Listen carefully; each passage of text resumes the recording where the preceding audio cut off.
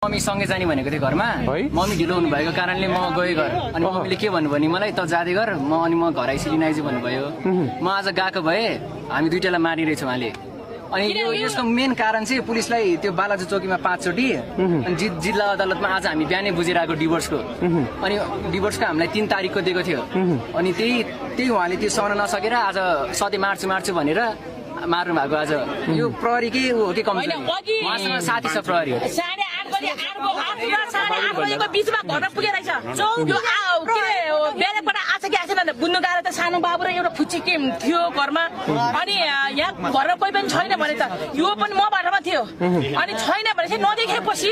यो अफिसबाट आउँदै होला भनेर उसले बाटोमा बसेर ढुकेर बसेको रहेछ बाटोमा ढुकेर बसेको कारणले अनि छुरी लगेर उसले आउँदा आउँदै आफ्नो स्कुलमा आउँदा आउँदै गयो नि उसलाई बाटोमा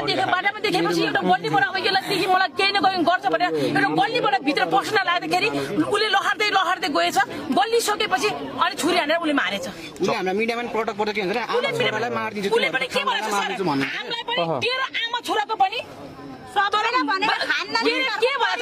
मेरो परिवार माइती देख्नुबाट लिएर मेरो छोरा म देख्नुबाट लिएर तेरो आफन्त जति मलाई एकजनालाई मैले बात दिने भनेको छ उसले उहाँ चाहिँ बाहिर छुट्यो भने हाम्रो ज्यानको सुरक्षा कसले लिन्छ सरकारले लिने कि पुलिसले लिने कि त्यसको हामीलाई सुरक्षा छैन आफ्नै बुढीलाई मार्न सक्छ भने त हामीले आफन्त प्रहरीले जति नेपाली ब्रो भन्छ अङ्गाला मार्छ नेपाली ब्रो भन्छ अङ्गाला मार्छ प्रहरीले पुरै घाँटी काटेको रहेछ यसरी बोकेर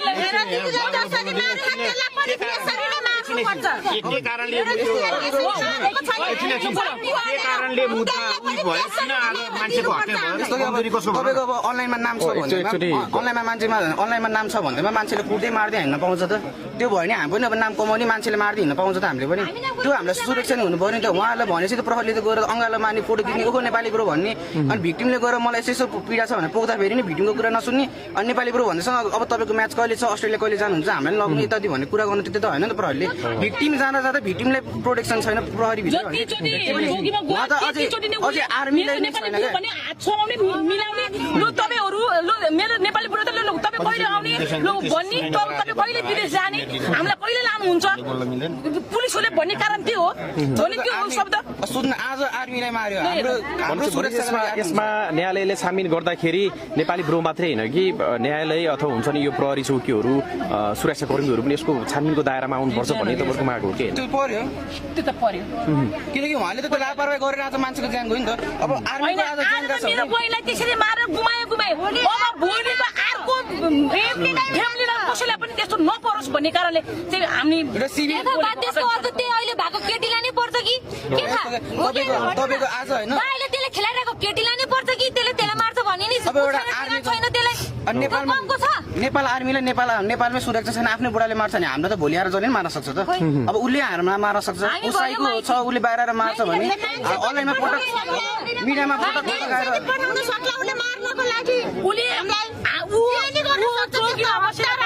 ऊ नआए तापनि हामीलाई कुनै पनि उसले भनेको छ क्या बारम्बार म आउनु पर्दैन तँलाई मार्नलाई म आउनु पर्दैन तँलाई मेरो मान्छे लाएर पनि बारम्बार मेरो मान्छे लाएर पनि मेरो मान्छे धेरै छन् यस्ता मान्छे तिमीलाई मारेर सकेरै छोड्छु भनेको छ ल हाम्रो शाखा सन्तानलाई आफ्नै छोरालाई मारेर छोड्छु भनेको छ उसले अब एउटा अन्तिम कुरो मलाई यो खुलाइदिनु न जस्तो प्रकाश भुजेललाई यहाँ बोलाए कसले कसरी यहाँ आए कसरी थाहा पाए के विषयले आए अनि यो गाडी तोडफोड सम्बन्धको कुराहरूमा थोरै खुलाइदिनु न तपाईँहरूको नजिक को छ प्रकाश भुजेलको माने यसरी मिडियामा आउँथ्यो उसँग बसेर उसको घरमा गएर यसरी बसेको थियो उसको घरमा गएर यसरी केटी लगेर राखिरहन्थ्यो त्यसले कारणमा यो पनि हुन यो पनि हो यसको खानदानी परिवार सबै हो भनेर हामीले भनेको हामीसँग छ हैन भाइटिकाको दिनमा मेरो बाबाले टिका लगाएर त्यसलाई टिका लाउनु गएको मान्छे मेरो दिदी थाहा मेरो बाबाले टिका लगाइदिएर भोलिपल्ट त्यो खातेलाई टिका लाउनु गएको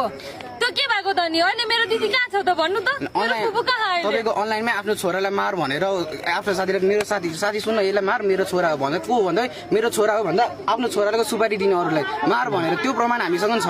अनि त्यो आफ्नो छोरा बुढीलाई मार्छ भने हामीलाई भोलि जान सुरक्षा कसले दिने आफ्नै छोरालाई मेरो छोरालाई मार भनेर उसले उसको यस्तै मारी मान्छे होला सुपारी दिएर तँलाई मैले कति चाहिन्छ रकम पछि म गरौँला तर मेरो यो त्यो छोरोलाई चाहिँ ठुलो छोरोलाई चाहिँ सिद्ध्या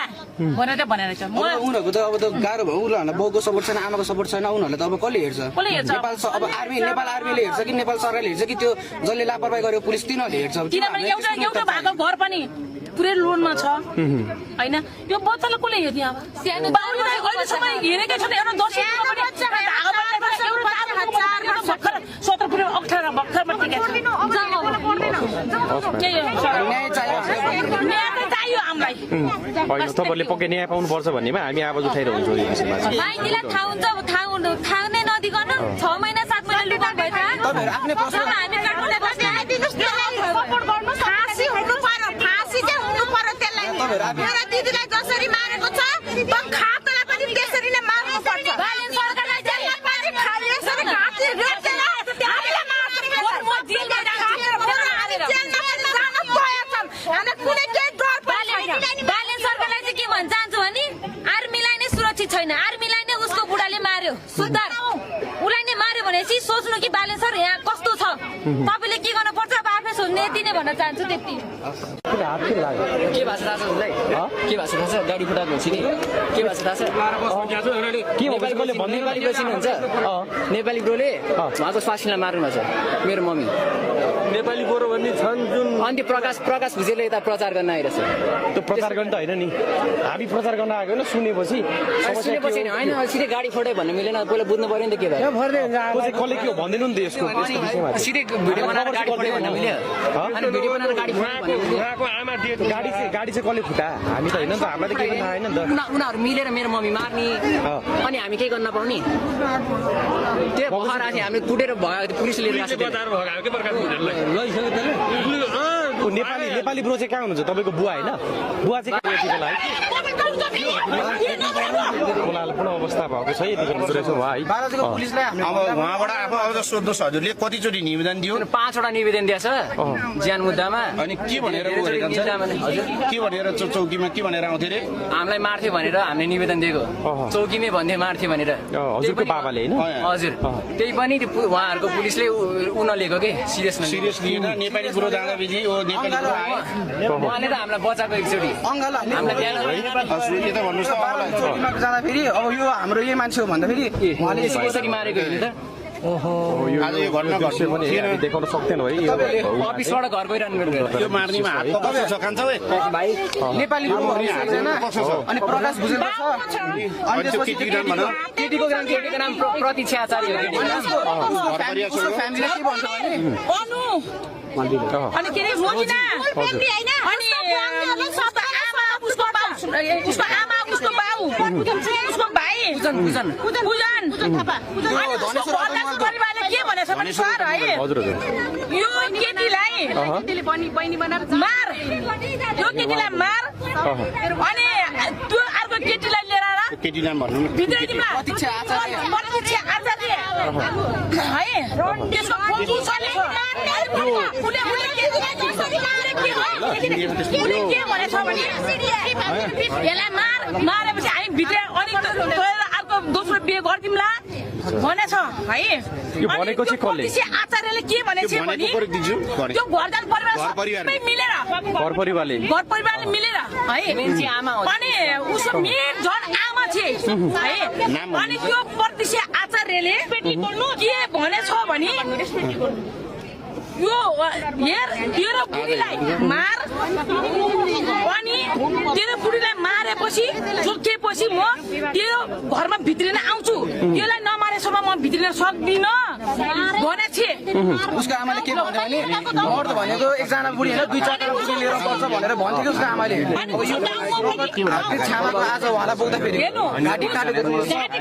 बोक्दाखेरि छोरीले मेरो बाबु हो यो अनि उसको गाउँको घरमा लगेर 3 चोटिसम्म त्यो केटीलाई लगेर राखेपछि अनि उसको घरदार परिवारलाई सबैजनालाई थाहा थियो तै पनि त्यो सूचना बहिनीलाई दिएन अनि उसले सुध्रियोस् भनेर कतिचोटि मेरो बहिनीले उसलाई चाराख दिएको हो चाराख दिन पनि ऊ सुध्रिने ऊ नै गरेन दिनकै आउने हातपात गर्ने यो छोरोलाई पिट्ने त्यो पहिला पिट्ने निल दाम त्यो वरिपरिको छिमेकीलाई हजुरहरूले सोद्धा पनि थाहा हुन्छ यहाँ हुनुहुन्छ राजनीति पिट्ने हो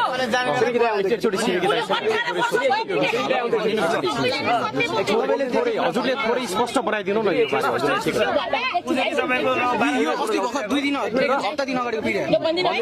बारम्बार तपाईँको उजुरी दिइरहेको हो होइन उजुरी दिँदाखेरि उहाँलाई पनि मेन कुरो प्रशासनले पनि कमजोरी हो खास चाहिँ चौकीको पनि लापरवाही हो यसमा बचाउन भनेर गयो सर यो अस्ति हप्ता 10 दिन अगाडि यसरी कुट्नु भएको थियो कुटेर यो साइड गएको होइन यो साइड जाँदाखेरि पुलिसहरूले के भन्छ नि ओहो नेपाली ब्रो भन्नुहुन्छ अङ्गालो मारेर हात खिचेर फोटो खिच्नुहुन्छ डिएसपी को छ त्यहाँ बालाजुको को छ हानेर छ तपाईँको घाटीमा लगभग यति काटेछ तपाईँ 4 राउन्डै काटेछ तपाईको पोस्टमार्टम दिलाउनु पर्यो त्यसरी भयो भने त तपाईँको चाहिँ के भएर बारम्बार आज चौकीले प्रशासनले अलिकति सिरियस लिएको भए आज यो घटना त घटिँदैन नि प्रकाश भुजेलको घरमा एकचोटि सम्बन्ध खुलाइदिनु न किनकि उहाँ जहिले पनि मेरो बहिनी भन्ने अथवा मेरो ज्वाइँ भन्ने यो मिडियामा धेरै आइरहेछ के यो खास के हो भुजेल हो हामी भुजेल हो ऊ पनि भुजेल भएको कारणले उसले बनाएको अनि एकचोटि मेरो बहिनीले पनि तिहार र दसैँमा टिका लाउने भनेर बोलायो एकचोटि दसैँ र तिहारमा टिका लायो टिका लगाएको दाइ हो बनाएको है यिनीहरू पनि जान्थ्यो जाँदाखेरि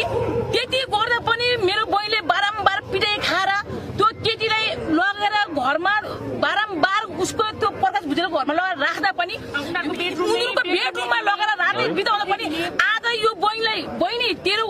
के अरे यहाँ बुढाले यसरी केटी लिएर मेरो घरमा राखेको छ भने सूचना उसले कुनै दिन नदिने कारण किन उसले छुपायो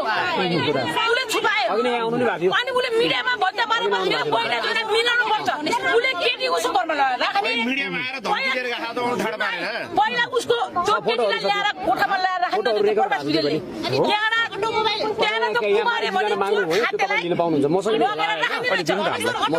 यो चाहिँ पोखरामा रङ्गे हात होटेलमा समात्दा फेरि प्रहरीले के भन्यो नि रङ्गे हात भित्र बस्न पाउँछ अरे प्रहरीहरूले भनेको के अरे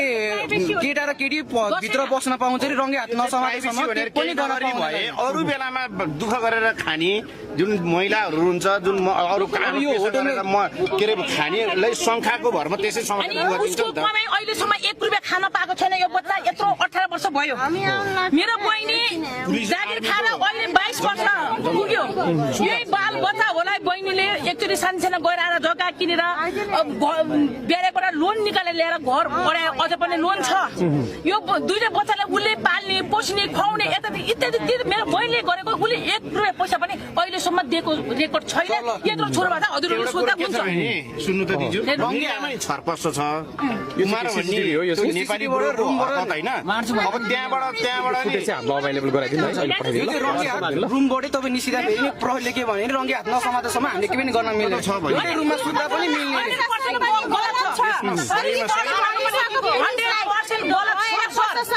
किनभने बारम्बार मेरो मेरो दिदीको भएको छ दिदीको हालत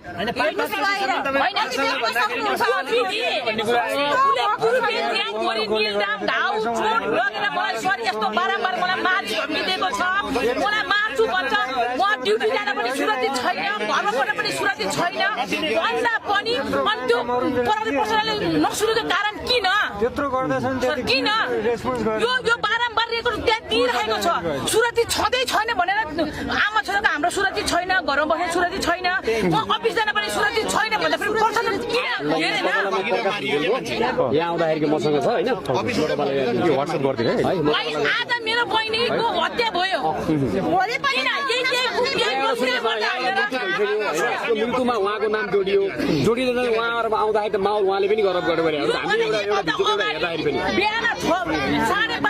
अहिले प्रकाश भुजेल तपाईँहरूको सम्बन्ध चाहिँ कस्तो छ सम्बन्ध केही पनि छैन हाम्रो त्यसो भए मिडियामा बारम्बार वा किन मेरो बहिनी भनेर भनिरहनु उसले त्यही एकचोटि टिका लगाएको उसले भुजेल थर भएकाले उसले बहिनी बनाएको हो अरू केही पनि छैन मैले चिने पनि छैन त्यति हो किनभने उनीहरूबाट बारम्बार खाने उसँग बस्ने उसँग डुल्ने भएको कारणले अनि बहिनी भनेर उसलाई चाहिँ बहिनी जोइन भनेर उसले चाहिँ त्यसरी गरेर चाहिँ क्या किनकि केही महिना अगाडि पनि त्यो भरे नेपाली ब्रोसर भेट्दाखेरि त्यति बेला उहाँले हामी मिलिसक्यौँ अब हाम्रो सम्बन्ध मिलिसक्यो अब फेरि हामी के अरे यो सबै गरेर बस्छौँ भन्थे छैन जस्तो कि उहाँले चाहिँ अलग अलग बसेकै पोहोर असारदेखिको अब असारले 1 वर्ष हुन्छ बसेको चाहिँ ऊ तलको रुममा बस्थ्यो अनि माथि जाँदाखेरि पिट्ने बाटो छेकेर पिट्ने ऊ उहाँहरू छिमेकी हो एउटै घर जोडेको छिमेकी छ उहाँहरू बार बार बसिसक्नु नै थिएन अब दुर्घटना त घटिसक्यो अब नहुने भइसक्यो होइन प्रशासनले पनि लापरवाही यसमा के होला छानबिनको पाटोहरू बन्छ प्रशासनले त गल्ती त 100 मा 100 नै छ अब स्पष्ट अब भनौँ न माग चाहिँ के राख्नुहुन्छ विशेष गरी तपाईँको माग चाहिँ आज मेरो पनि हत्या हुन्थ्यो किनभने